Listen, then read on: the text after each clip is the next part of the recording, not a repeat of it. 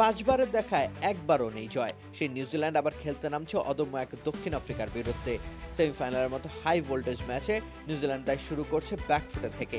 এমনকি এবারের বিশ্বকাপেও নিউজিল্যান্ড প্রোটিয়াদের হারাতে পারেনি।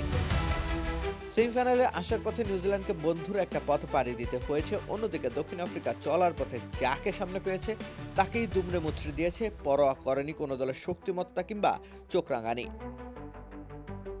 স্বাভাবিকভাবেই দশম টি-20 বিশ্বকাপের প্রথম সেমিফাইনালের ফেভারিট দক্ষিণ আফ্রিকা।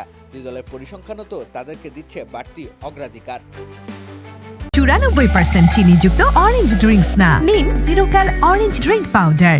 এখন পর্যন্ত টি-20 বিশ্বকাপে মোট 5 বার নিউজিল্যান্ড ও দক্ষিণ আফ্রিকা হয়েছে মুখোমুখি। সেই 2007 সালে ডারবানে দুই দল নেমেছিল প্রথমবার। এরপর দিন গড়িয়ে 2026 সালে এসে আহমেদাবাদে পঞ্চম দফা, কলকাতায় বনে যাচ্ছে ষষ্ঠ মোলাকাত। দুঃখজনক রেকর্ডের সাথে জুড়ে আছে নিউজিল্যান্ডের নাম। 5 বারের একবারও তারা প্রোটিয়াদের হারাতে পারেনি। অল্পের জন্য দুটো ম্যাচ হাতছাড়া হয়েছে ব্ল্যাক ক্যাপসদের। লর্ডসে 2009 সালে 1 রানে পরাজিত হয়েছিল নিউজিল্যান্ড।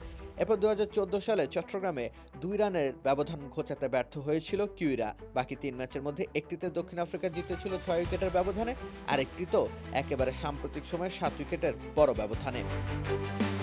মাঝে 2010 সালে ব্রিজটাউনে 13 রানে একটি জয় লেখা হয়েছিল দক্ষিণ আফ্রিকার নামের পাশে।